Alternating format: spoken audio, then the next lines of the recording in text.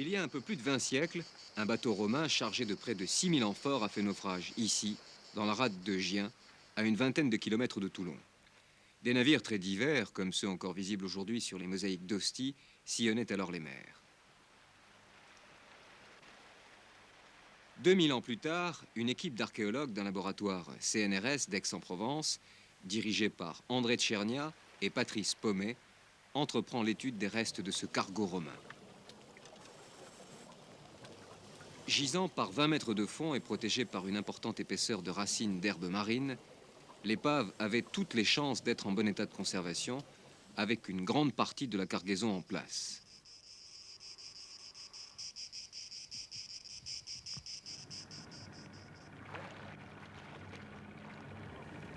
La mise en place d'importants moyens de fouille permettait de faire un travail efficace et précis qui constitua rapidement une référence en matière d'archéologie sous-marine. Non, je te tiens ça, là. L'épave a été trouvée en 1967 au cours d'un exercice de plongée de l'école de plongée de la Marine nationale qui est à Saint-Mandrier.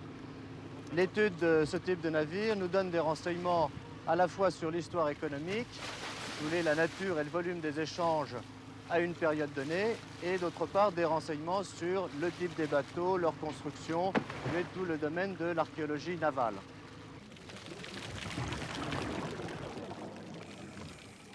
Si 2 mètres de racines ont assuré à l'épave une protection efficace durant 20 siècles, il est bien difficile aujourd'hui de la délivrer de cette épaisse couche d'algues marines. C'est à l'aide de scies à main que les archéologues plongeurs entreprennent ce travail. Une fois les Posidonies dégagées, c'est une suceuse, sorte de gros aspirateur à air comprimé, qui permet la mise à jour de la première couche d'amphore.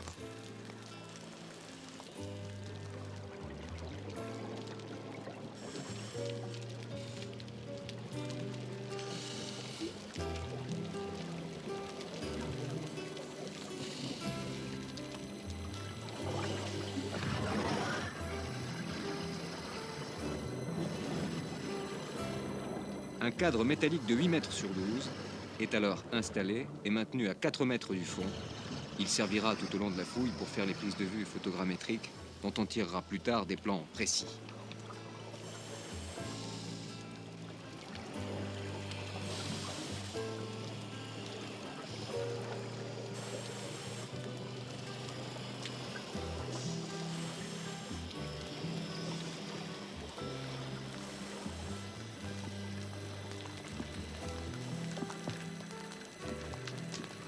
Les plongées de suçage et de nettoyage se succèdent pour rendre les amphores de la première couche bien visibles.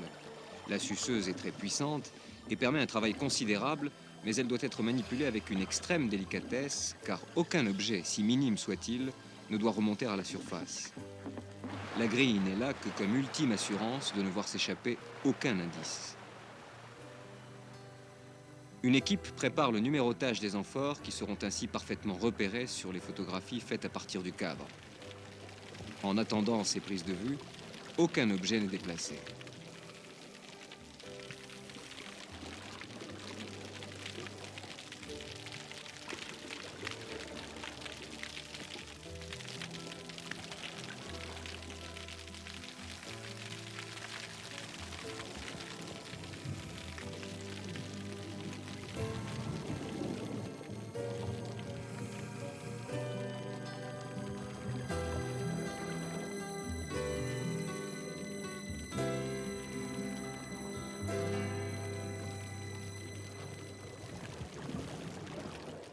Sur le plan des principes, eh bien nous disons entre nous, suçage, numérotage et photographiage sont les trois mamelles de la fouille. Ce qu'il y a derrière cette boutade, c'est l'idée qu'en archéologie, il faut repérer tous les objets avant de les déplacer.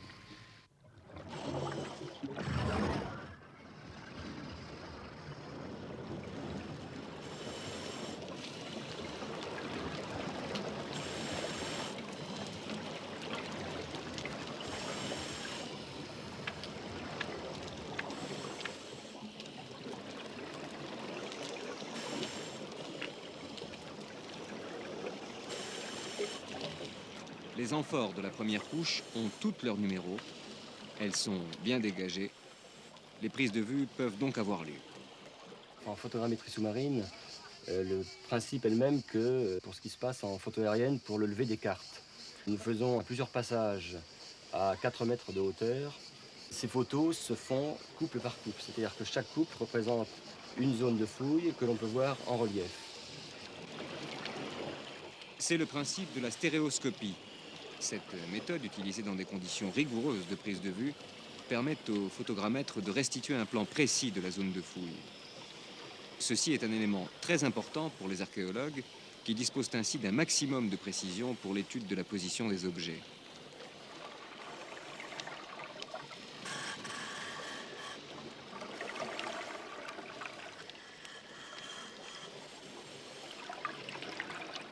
Tout est mesuré et contrôlé avec le plus grand soin.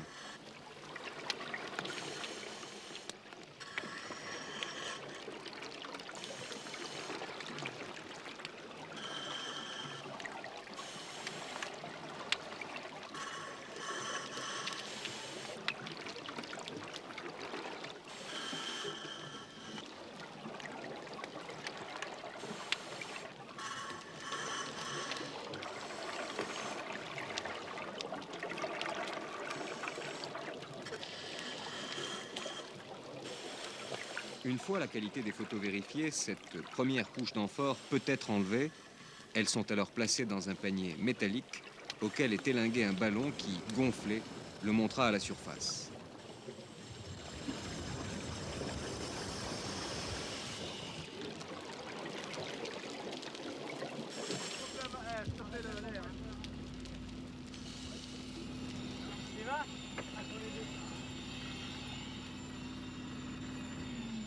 Il a marré 4 tronçons là, parce que l'autre tronçon il a plus de temps s'il n'est pas marré. Ah, il faut qu'il amarre le bout. Hein. Bon, Dans l'hypothèse d'un chargement complet d'amphores, on peut estimer à environ 8000 amphores la cargaison de ce bateau, la capacité si vous voulez, de ce bateau. En vérité, lors de son naufrage, il était chargé pas complètement d'amphores, disons qu'il devait y avoir à peu près dans les 6000 amphores, et le reste était occupé par de la céramique.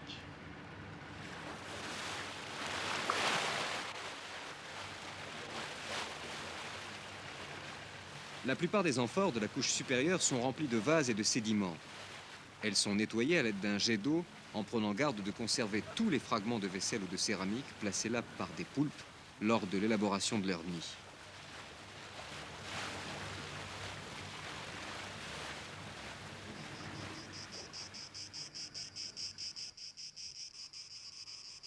À terre, les amphores sont mesurés, leurs caractéristiques et signes particuliers notés pour établir un inventaire précis de toute la cargaison. Ces amphores étaient remplis de l'un des meilleurs vins de l'Antiquité, le sécube. Certaines, restées bouchées depuis 20 siècles, livrent à présent une mixture d'un goût repoussant, dont l'analyse confirmera qu'il s'agit bien de vin.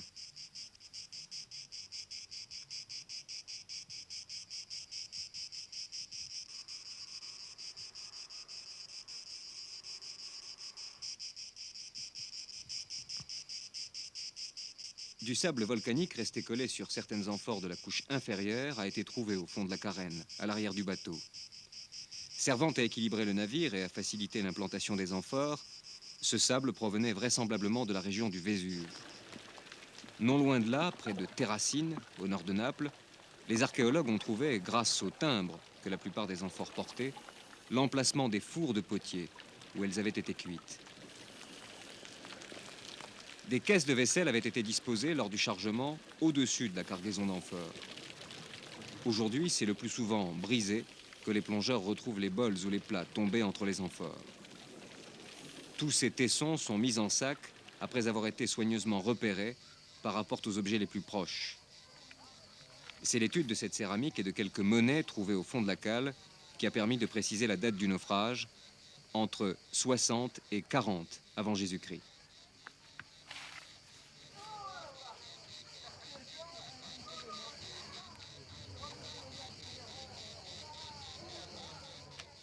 Ce bras provient de l'arrière du bateau. Nous avons cherché en vain le reste de la statue. En atteignant la dernière couche d'amphores, les archéologues constatent avec étonnement qu'il y a des manques manifestes dans le chargement. Par ailleurs, de gros cailloux se trouvent mêlés à la cargaison. L'étude géologique a montré que la plupart d'entre eux viennent de la presqu'île de Gien.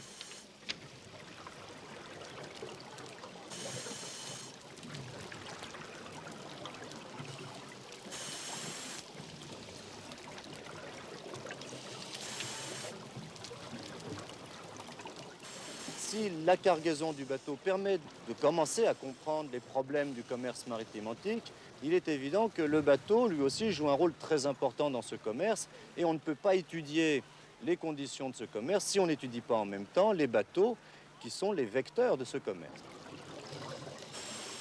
Les archéologues fouillent maintenant le puits de la pompe de cale. Ils espèrent bien y découvrir la pompe elle-même. Mais arrivés au fond, ils ne trouvent qu'un caillou de plus. À toutes ces anomalies, une même explication. Peu après le naufrage, des plongeurs sont venus récupérer les objets de valeur et une partie des amphores remplies d'un vin précieux. Ainsi, pour la première fois sur une fouille, les archéologues ont à leurs dépens constaté l'intervention de plongeurs antiques qu'on appelle urinatores dans les inscriptions et les textes latins. Eh bien, un bateau comme celui de la Madrague de Gien nous a permis de montrer qu'il existait dans l'Antiquité, au moins au 1er siècle avant Jésus-Christ, des bateaux de très grande dimension. En effet, la carène du bateau de Gien est conservée sur une longueur de 37 mètres. Or, les parties hautes du bateau ont été détruites. Ces 37 mètres conservés sous la ligne de flottaison. Cela veut dire que nous avons affaire à un bateau encore plus grand et on peut estimer la longueur totale de ce navire à environ une quarantaine, 40-45 mètres de long. Au fur et à mesure du nettoyage de la coque à la suceuse, il faut en consolider certaines parties. En effet, une fois disparue la couche de sédiments qui l'a protégée depuis des siècles, la coque en eau libre se révèle par endroits très fragiles. Les pièces les plus remarquables, membrures, serres, pailloles, sont identifiées par un numéro. L'emplacement des chevilles et clous est également signalé par des marques bien visibles.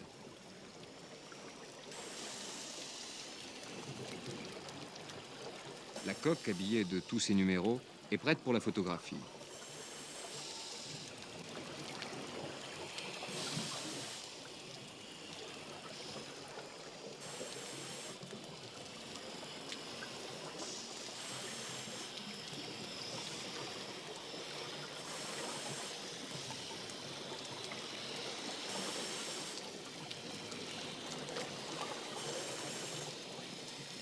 De même que pour les différentes couches d'amphores, c'est par procédé photogrammétrique que le plan de la coque est exécuté.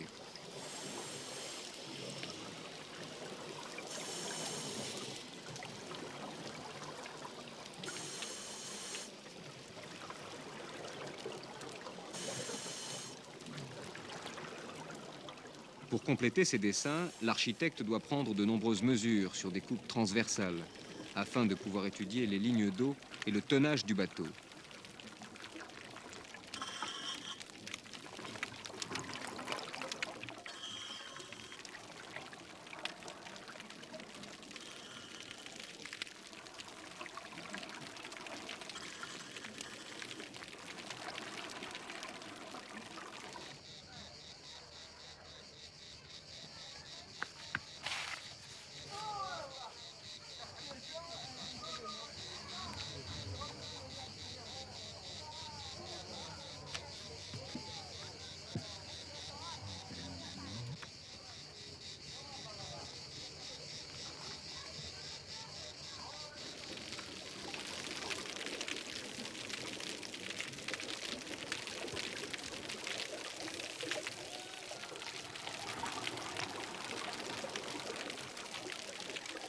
Une étude détaillée du mode de construction impose le démontage de certains éléments.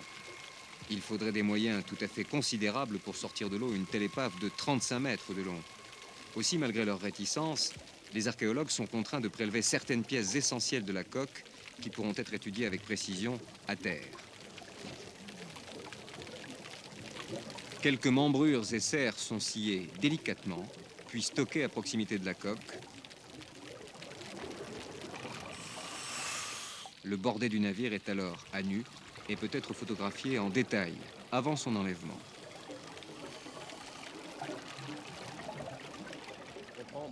photos, dont certaines ne servent pas, mais on n'est jamais sûr, a priori, qu'elles ne serviront pas. Et on n'en fait jamais assez, je ne fais jamais celle qu'il faut. Il en manque toujours une, c'est celle qu'on aurait dû faire, mais on ne peut jamais savoir à l'avance.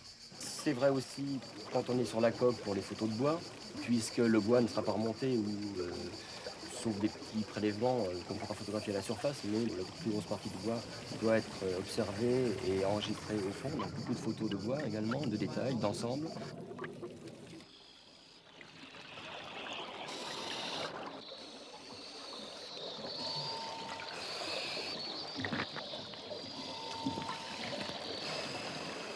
À une vingtaine de mètres de là, l'étude de l'avant a permis de préciser certains détails de construction.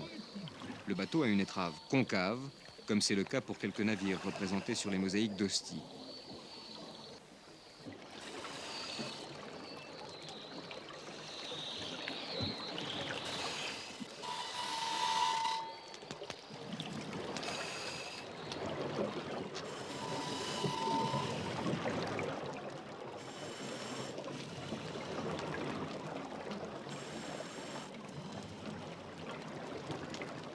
Pour permettre le sciage et faciliter le prélèvement d'une position du bordé, les plongeurs doivent faire un véritable tunnel sous la coque.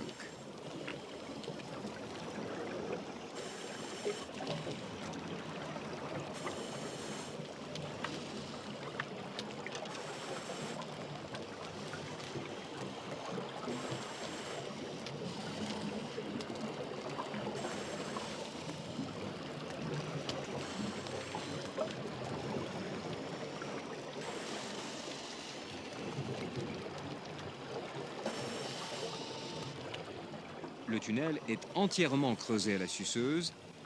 Les plongeurs la manipulent à tour de rôle dans une obscurité quasi complète.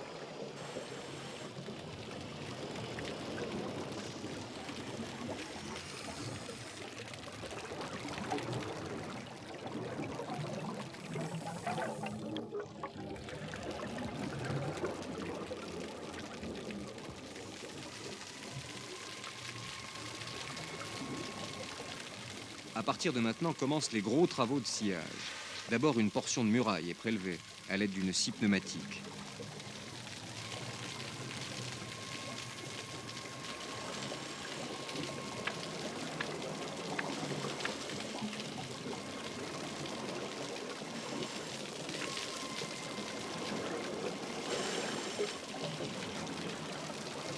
Une fois l'élément de bordée dégagé, les travaux de creusement du tunnel reprennent pour accéder sous la quille.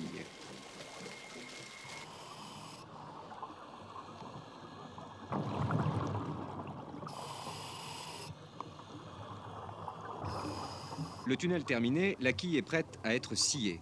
On y voit encore des traces de revêtement de plomb dont toutes les parties immergées de la coque étaient recouvertes. C'est l'équivalent de notre peinture anti-fouling actuelle pour la protection des bois contre les micro-organismes marins. Pendant très longtemps, on a considéré que le navire antique était un bateau doté de médiocre qualité nautique, incapable de pratiquer la navigation hauturière, capable tout juste de faire de la petite navigation côtière en s'arrêtant plus ou moins tous les soirs. Ça a été pendant très longtemps l'image que l'on avait de la navigation antique. Le deuxième aspect très intéressant qui a pu être mis en évidence par l'épave de la Madrague de Gien, ce sont les qualités nautiques du navire à partir de l'étude des formes de sa carène.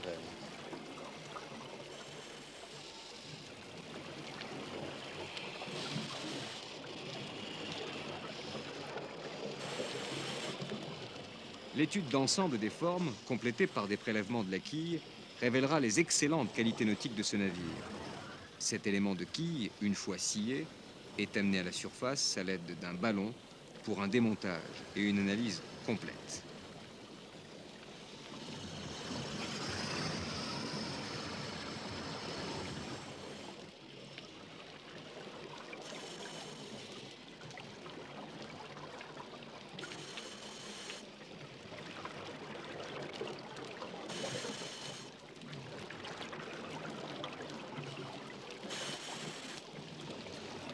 Pendant longtemps, on a pensé que les bateaux antiques étaient construits de la même façon que les navires aujourd'hui. Jusqu'au jour où, à la fin du siècle dernier, on a trouvé à Marseille les restes d'un navire antique. Et en l'observant, on s'est aperçu que ce bateau était construit avec un système d'assemblage des planches du bordé, qui constitue le revêtement extérieur du navire, était assemblé avec des languettes chevillées. Et ceci était tout à fait nouveau et a permis, par ailleurs, de réinterpréter un certain nombre de textes dont on ne comprenait pas très bien la signification parce que ce détail nous échappait tant qu'on n'avait pas les documents archéologiques.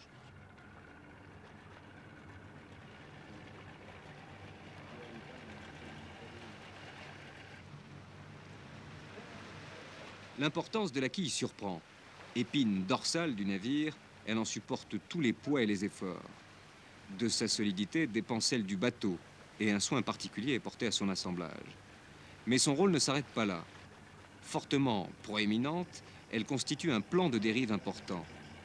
De même, l'ensemble des formes très élaborées de la carène à l'arrière, élancée, et à l'étrave inversée en forme d'éperon, témoignent du souci des constructeurs de doter le navire de bonne qualité nautique.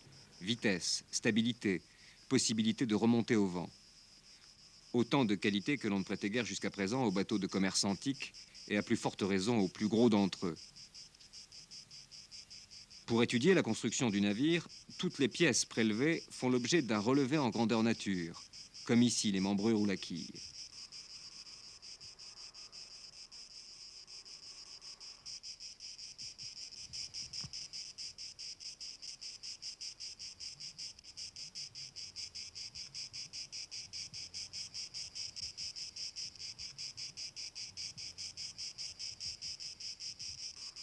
Les détails des assemblages sont observés avec soin. Ils détermineront l'ordre de la mise en place des pièces et permettront donc de connaître la méthode de construction du navire.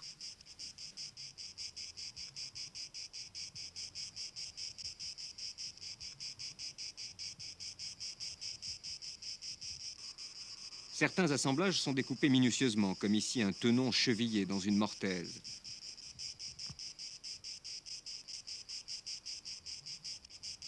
Les traces des outils utilisés pour découper la mortaise apparaissent.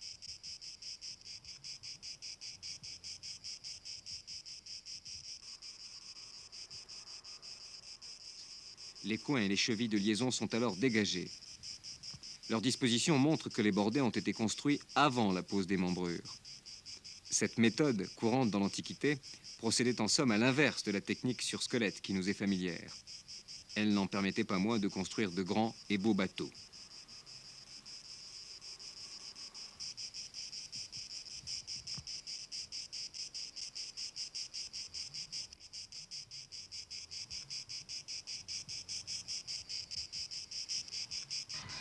Pourquoi une fouille exhaustive?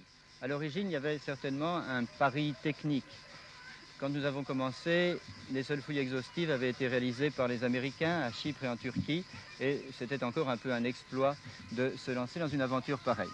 Je pense que nous l'avons réussi, et nous l'avons réussi grâce à un concours de circonstances tout compte fait exceptionnel. Il a fallu que des moyens nous soient prêtés par le CNEXO, par la Marine nationale. Il a fallu surtout une rencontre entre des gens de formations très différentes, des plongeurs, des archéologues de spécialités complémentaires et des techniciens de l'archéologie, des photographes, des architectes, des dessinateurs, un ingénieur spécialiste de photogrammétrie qui se sont retrouvés, qui s'étaient déjà retrouvés au sein d'un laboratoire CNRS à Aix-en-Provence.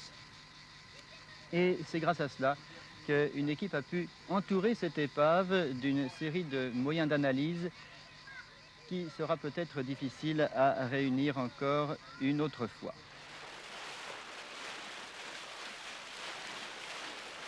Les méthodes de conservation du bois de l'épave sont actuellement trop onéreuses pour être appliquées au prélèvement de l'épave de Gien. Aussi, les archéologues n'ont d'autre ressource que de rendre à la mer la totalité de son épave. Mais sera-t-elle à tout jamais recouverte de tôle et de sable?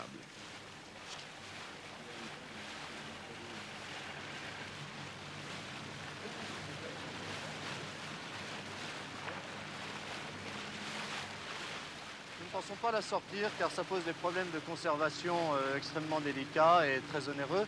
En revanche, nous pensons conserver l'épave in situ au fond de l'eau avec un système de protection particulier permettant aux gens de venir la visiter. Accessible uniquement à des plongeurs, malheureusement. Non, le projet prévoit une structure d'accueil permettant aux gens de venir visiter, à tout le monde. Tout le monde pourra visiter. Enfin, ça, c'est un projet encore bien incertain.